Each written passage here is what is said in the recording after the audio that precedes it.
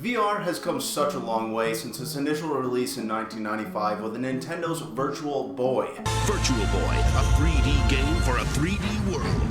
A very reddish screen that made people incredibly sick and gave them different headaches, to nowadays with HTC Vive, the Oculus Quest, all these different handheld devices as well. It's something I don't think a lot of us have ever dreamed of. Being able to be an assassin in super hot VR, or being able to just slice different notes in a song with Beat Saber. These things are incredibly fun, but when it comes to shows like Sword Art Online, where they kind of introduce a Neuralink device in with a mix, something that would allow you to actually feel the perceptions around you, to actually touch a blade of grass and hold a dainty little squirrel, to taste the amazing anime food that we've all seen on TV for such a long time. Well, surely there is going to be side effects of this, and while Sword Art Online does show these side effects with being trapped in a machine forever, I have a story today for you that is very similar, but much more terrifying. And while it's been a little while since we touched on one of these stories, or at least since Christmas time, we are going to be delving back into the Clive Barker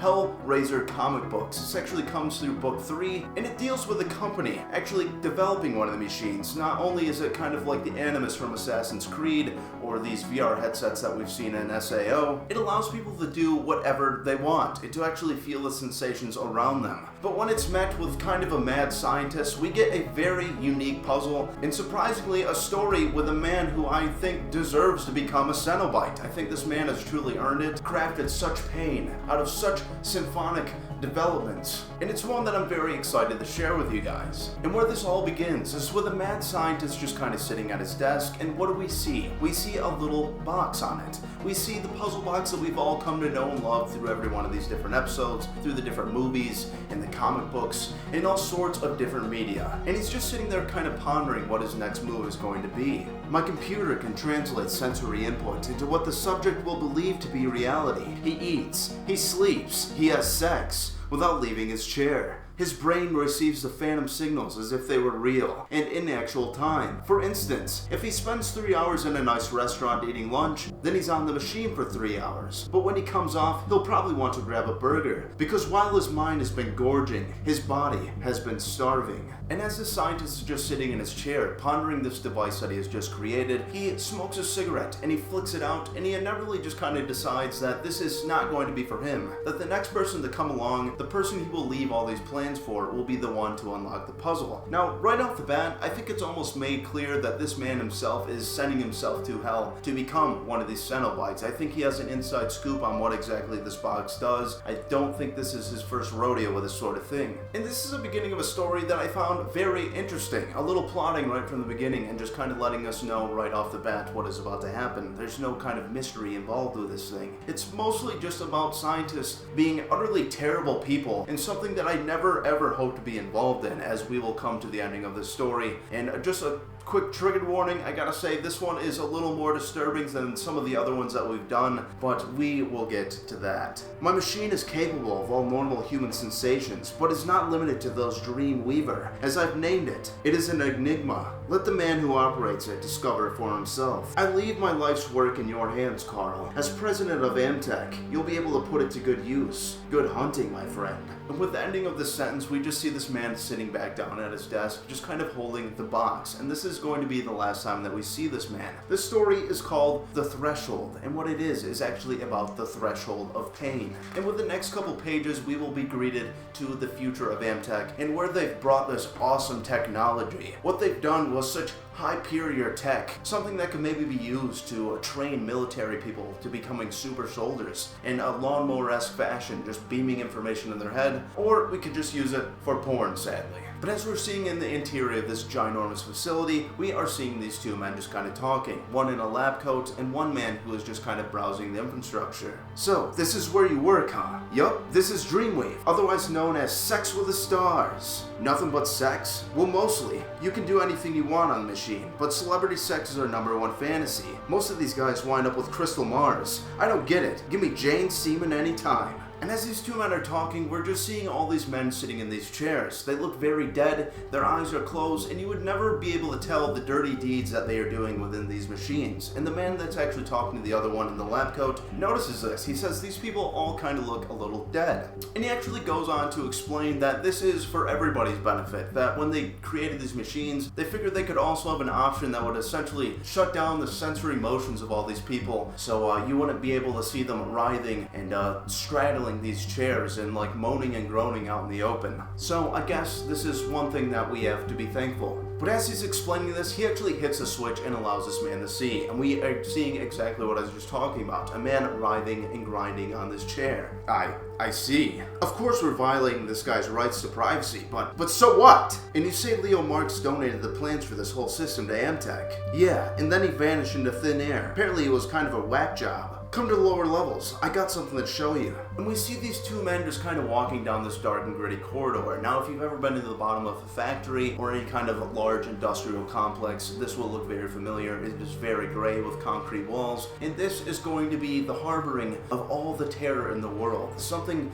that I don't think anybody should ever experience. And actually caught me a little off guard to the amount of pain that this man has been bringing this one gentleman down in the basement. And as they're walking, he says, "Let me show you the heart of the beast." They continue down the corridor and they walk into another concrete box where we see this high-tech looking chair and a relatively normal man sitting there with a head cap on. "Joe, I'd like you to meet my good buddy Bob. Bobby responded to one of our ads for guinea pigs about a year ago, didn't you, Bob?" "Yeah, early on the machines had a few bugs. People complained that the ocean was orange or the crystal Mars sounded like it was John Wayne or something. Nothing drastic, but we needed to do some fine-tuning, so we got in a few volunteers, derelicts mostly, like Bob here." And from here, we're just seeing all these different homeless men kind of walk into the facility, and what they actually need to do is get all these men clean. This machine needs to operate on fresh minds, and they need to kind of dust off these cobwebs. And while most of these men are not ready for sobriety whatsoever, a lot of them start walking away, there is one man, and he's walking a little slower than the rest. And when the scientist that is currently speaking, he just kind of realizes how desperate he is, and he offers this man double the rate. And finally, this sad and tragic man agrees, and oh my god, do I wish he would have never done this. He was the best of the bunch, and we needed him. And he went for it? Yeah, you bet he did. You would too. It was 40,000 credits. Holy shit, so what happened? Major screw up. Bob here was supposed to be catching some waves, but the computer got confused and plopped him down on the side of a mountain in Hawaii, riding a lava flow. Can you even imagine? Of course he lost it instantly. He wasn't a very good surfer, I suppose. He stayed on the machine all night. And the scientist just goes on to explain that when this man was plopped down in the lava with full sensory aboard, this man can feel everything. He falls off and he is basically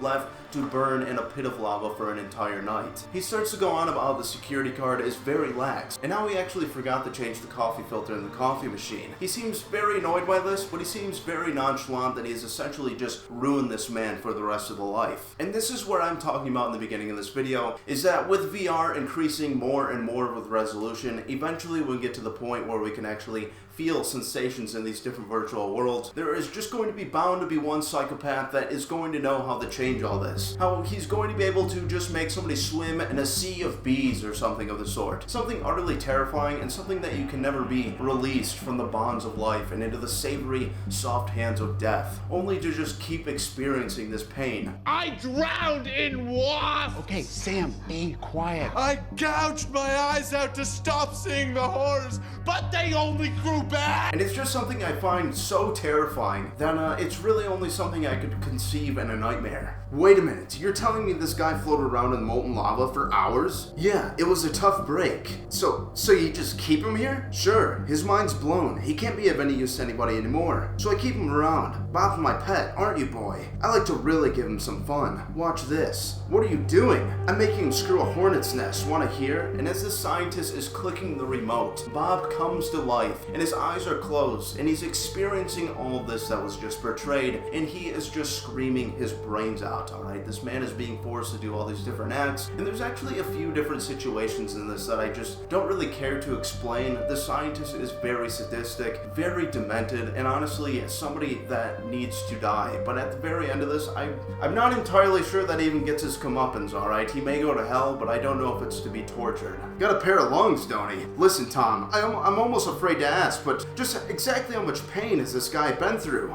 I mean, what all have you put this man through?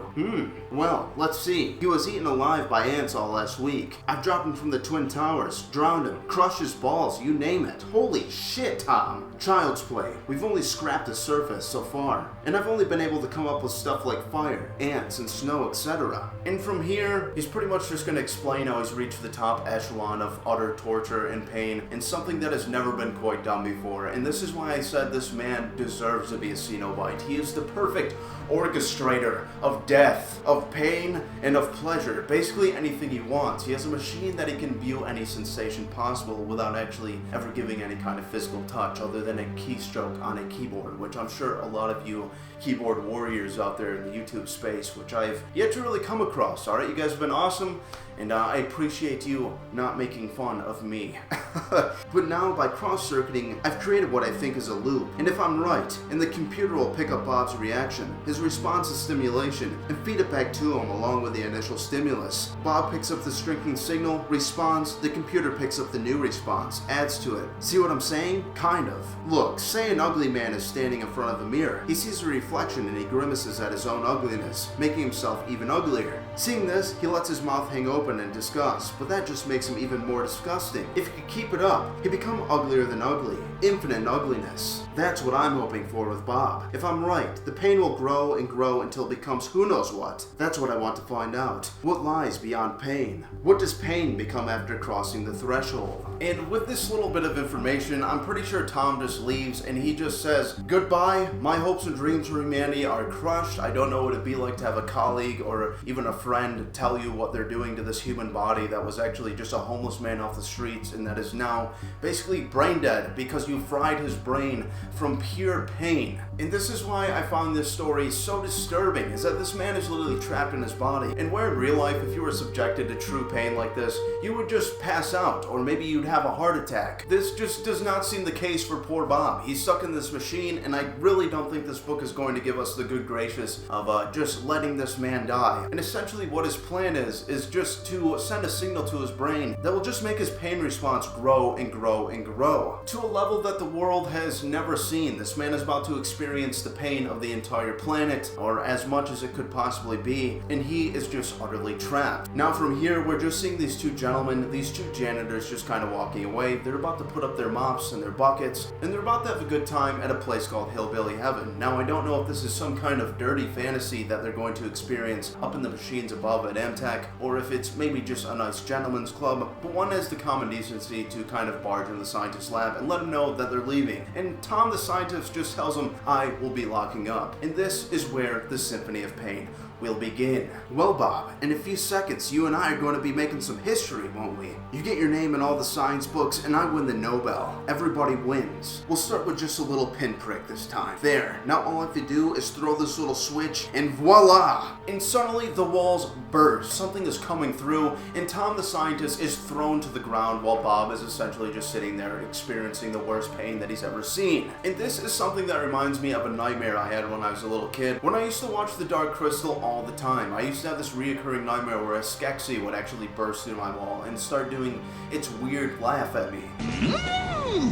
And while this has nothing to do with it, it was too much. And from the other side of this wall, we see a Cenobite arise. And now I think this one is actually very cool looking. He's not super ridiculous. He doesn't have his skin stretched over his face, or maybe his gums exposed. And as he's pushing the walls away, he says, Tom, isn't it? My name is Leo. And it is the scientist from the very beginning of the story, the man who created this entire thing, the man who already had the puzzle box in hand, and we are correct in our assumption that he has made Amtech into the world's greatest puzzle. And I gotta say, one of the coolest ones that I've actually seen that involves science, and not just kind of sitting in a dark room, surrounded by jugs of urine and dove's heads and all these different things that maybe Frank from the first movie was subjected to, or at least suggested. But he goes over to Tom and he picks him up by his shoulders and just lifts him.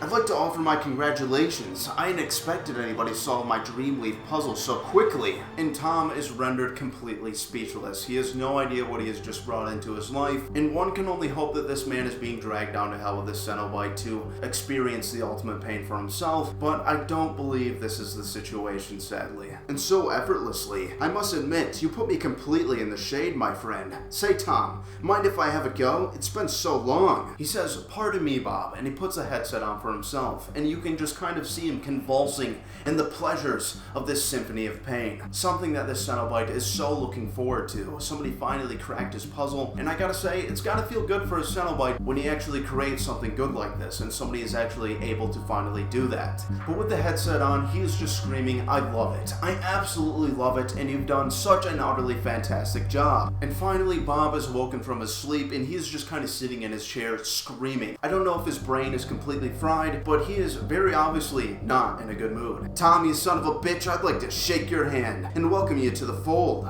A sadist like you will be warmly greeted in hell. And that is the end of our story. With this Cenobite hugging Tom, we see the spikes from his chest that are all over his suit just kind of penetrating his face, and I believe this man was sadly made into another Cenobite. Even though all the atrocities that this man put Bob through, he's clearly earned it. He's brought pain into a science, into a way that nobody has ever done before. This isn't like Face, where he's just torturing people and kind of coercing people to kill each other, and then ripping their faces off to wear for himself to wherever kind of event he needs to go to next. This man has figured out a way to actually reach the top echelon of all of this. Something nobody in the planet has ever experienced, and I do believe he does in fact earn the Nobel Peace Prize of not being very peaceful and subjecting people to the worst punishment that could ever be brewed up in a madman's mind. But overall, this was a shorter story out of the Hellraiser comic books, but it was one that I really enjoyed. I thought it was really cool. I really like when these things kind of use futuristic events or just futuristic technologies and things like that. I thought it was done a little bit better than the one we've seen with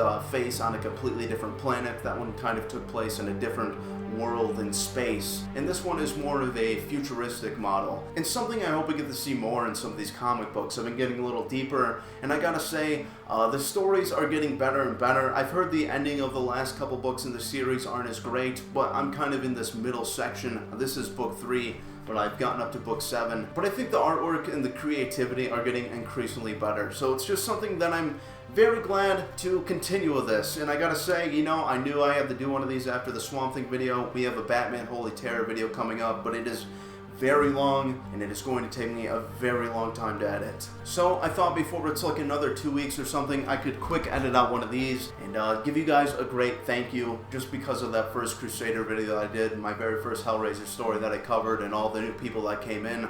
I know that was a huge factor in this channel getting anywhere, and it just continues to grow and grow. So thank you all so much for continuing to watch, and I couldn't be more excited to continue on. I recently did an interview with Chris Moses of Red Sea Comics, the man who wrote Control Z, The Saturn Effect, and Soma City. These are comic books that you can get for yourself. You can go support his Kickstarter. So if you could watch my interview with him, and maybe if you're interested, maybe back him up on some of his projects. He was a very great man, and I had a lot of fun talking to him, no matter how nervous I actually was to do such a thing. But it was very interesting, and I'm loving all the different directions that this channel is kind of bringing me, with just occasionally maybe posting a little bit of music.